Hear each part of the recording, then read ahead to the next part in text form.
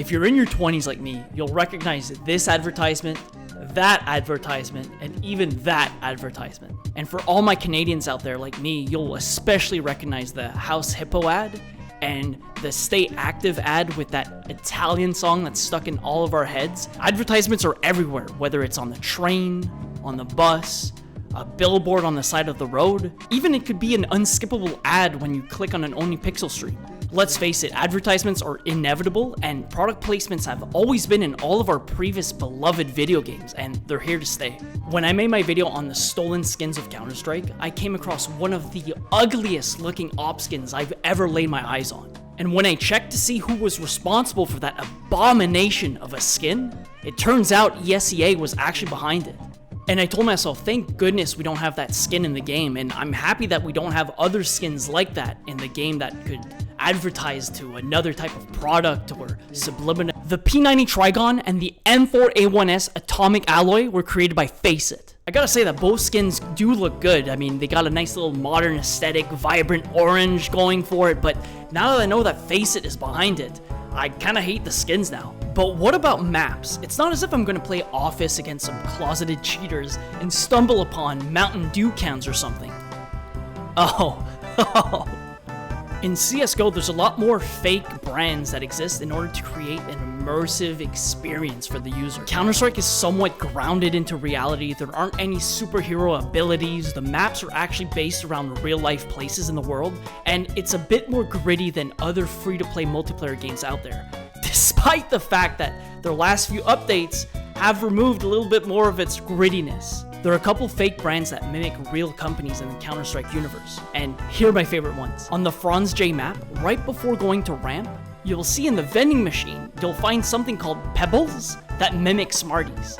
On the Canals map, you'll see the same type of garbage pile scattered around the map, but if you look closer, you'll see that there's some Wendy's fries and Starbucks coffee. On Overpass, if you zoom onto the ATMs next to CT spawn, you'll see Nova and EasyCard, which are supposed to mimic Visa and MasterCard, which is pretty cool. The Molotov cocktail is from a Russian wine bottle called Anatoly, where, I don't know if you kind of zoom in a little bit, you can kind of see that it's a Russian architecture that looks like the cathedral in Moscow. And speaking of alcohol, on the SG Integral, which is supposed to imitate a race car, they put a logo that looks like the Martini and Rossi logo, which is an Italian alcohol brand that actually sponsors real-life race cars. When we take a look at the Bloodsport AK, which is supposed to represent kind of a rally car aesthetic, if we take a look at the wood section of the AK, we can see the word strike, which looks the same and has the same font as Yoshimura, and they make motocross accessories. When it comes to advertising Valve products, the Valve marketing team is pretty much non-existent. They don't need to invest in a huge advertisement budget because they have a huge cult following like no other company that keeps glazing Valve no matter what, myself included. Every game that Valve has received has been extreme. No, not you. Every game that Valve has created has been extremely well received, and it's gotten to a point where just posting one singular tweet on Twitter with the link to a YouTube video for their video game or product that they're advertising is enough to get everyone excited for their new game or product. But what about when Valve wasn't as well known as today? What was their advertising strategy? In 2007, CS 1.6 actually had advertisements for their upcoming games in the UI when you press tab to look at the scoreboard. And if you don't believe me, even in the door stuck clip, you can see in the UI that they have product placement. And even when it came to Dust 2, Valve even put some advertisements for Black Box and Portal. And because CS 1.6 never had any official Valve matchmaking, some of their popular servers would get approached by Subway to put product placement ads on maps like Office. CSGO never had any blatant product placement ads to advertise video games or food in their official matchmaking maps, but stickers have to be the worst offenders. Every tournament comes out with a sticker that nobody uses, whether it's the ESL, DreamHack, MLG, E-League, PGL, Faceit, StarLadder, Blast. In 2014, you had iBuyPower, LDLC, and a lot of people don't really know, but those are real websites that make pre-built PCs, and it's crazy to think that those stickers cost thousands upon thousands of dollars to put an advertisement on your gun. Recently, we've seen some stickers that advertise real-life products. For example, the OG sticker, they're sponsored by Red Bull, so they have their little Red Bull logo on top of their OG logo.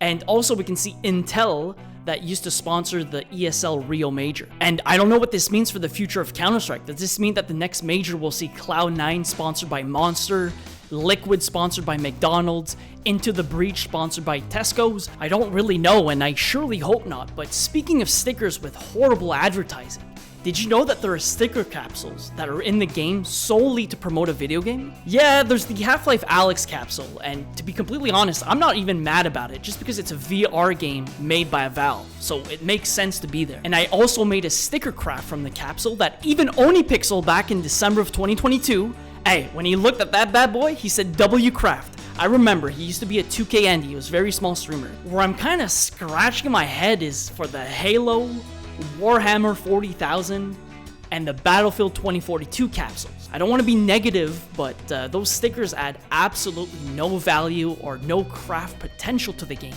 and it's just shameless promotion for other games that Valve have no creative decision in. And I'm still super confused why they're in the game in the first place. Look, I understand, the game isn't $17 like back in the good old days, and Valve is a small, private, indie studio that needs to make money for their free-to-play game. But hopefully, with their business practices that encourages people to participate in the hobby, they'll realize that they don't really have to merge a bunch of promotional crossovers into Counter-Strike like other free-to-play games. If you made it this far into the video, I just really want to thank you very much for watching. I keep getting a bunch of very nice messages, like this one, all of this one, and even some of these ones, and I don't really know how to market myself without being cringe. Honestly, I'd rather die than self-promote my channel in other Discords or anything like that. Oh, and if OniPixel is watching, I filled out the Google Doc to be a part of your team. If you need a little bit of a resume for me, I currently post one video every single day on Zoil's YouTube channel, and he's a Twitch streamer with about 2.5k average viewers.